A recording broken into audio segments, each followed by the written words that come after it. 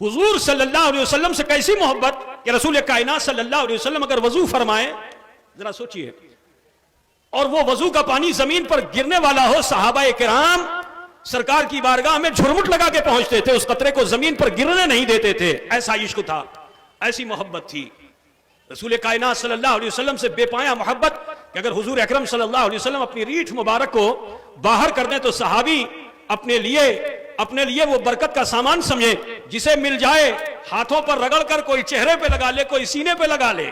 حضور اکرم صلی اللہ علیہ وسلم کا لعاب دہن جسے مل جائے، حضور کا پسینہ مبارک جسے مل جائے، حضور کا بول مبارک جسے مل جائے، حضور کا خون مبارک جسے مل جائے، سب اپنی اپنی جگہ پہ یہی سمجھتے ہیں کہ یہی میرے لیے معراج ہے. ایسا عشق تھا، ایسا عشق تھا.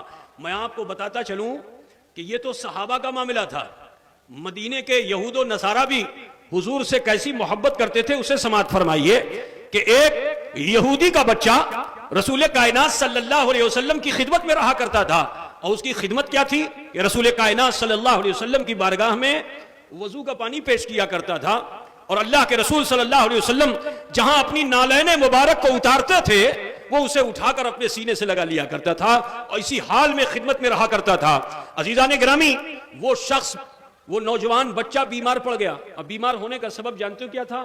کیونکہ حضور سے جب قریب ہوا نا تو اللہ کے رسول کا جو اخلاق کریمانہ تھا وہ اس کے دل پر اثر کر رہا تھا، اور وہ بار بار یہ چاہتا تھا کہ میں رسول کائنات صلی اللہ علیہ وسلم کے دامن سے وابستہ ہو جاؤں، اسلام کو قبول کر لوں.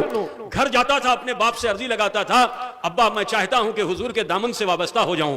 باپ بڑا سخت تھا، وہ ڈانٹ دیتا تھا کہ اپنے باپ دادا کے دین دھرم کو چھوڑ کر کے ان کے مذہب کو اختیار کرے گا، محمد کے دین کو اختیار کرے گا.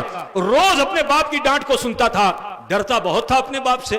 اے عزیزو، جب مایوس ہو گیا تو مایوسی نے اسے موت کی طرف پہنچا دیا، بستر مرگ پہ پہنچ گیا.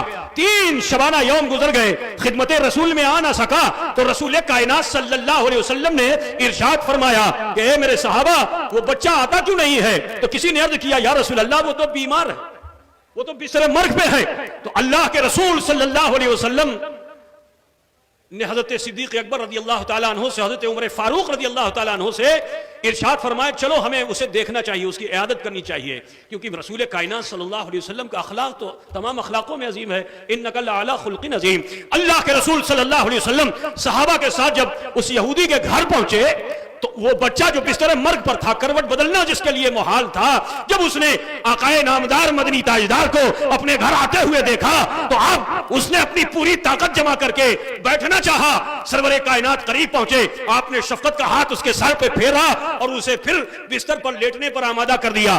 خود بھی رسول پاک سراہنے بیٹھ گئے اور اس کے سر پر شفقت کا ہاتھ پھیر رہے ہیں، شفقت کا ہاتھ پھیر رہے ہیں. اب وہ بچہ ہے، کبھی رسول رحمت کو دیکھتا ہے، کبھی اپنے والد کو دیکھتا ہے، کبھی اپنے بابا کو دیکھتا ہے، کبھی رسول رحمت کو دیکھتا ہے. یہاں تک کہ اس کے باپ نے اپنے بیٹے کے ان اشاروں کو جو دیکھا تو بے ساختہ کہہ دیتا ہے ارے بیٹا مجھے دیکھتا کیا ہے، چل میں بھی قدم رسول پر نثار ہوتا ہوں، تو بھی قدم رسول پر نثار. سبحان اللہ، سبحان اللہ. برادران ملت اسلامیہ، اس نے بھی کلمہ پڑھ لیا اور اس نے بھی کلمہ پڑھ لیا. بتانا یہ ہے کہ جو مصطفیٰ کی نالین سے پیار کرے، ذرا سوچو کہ جب نالین مصطفیٰ سے پیار کا یہ عالم ہو تو حسنین مصطفیٰ سے پیار کا عالم کیا؟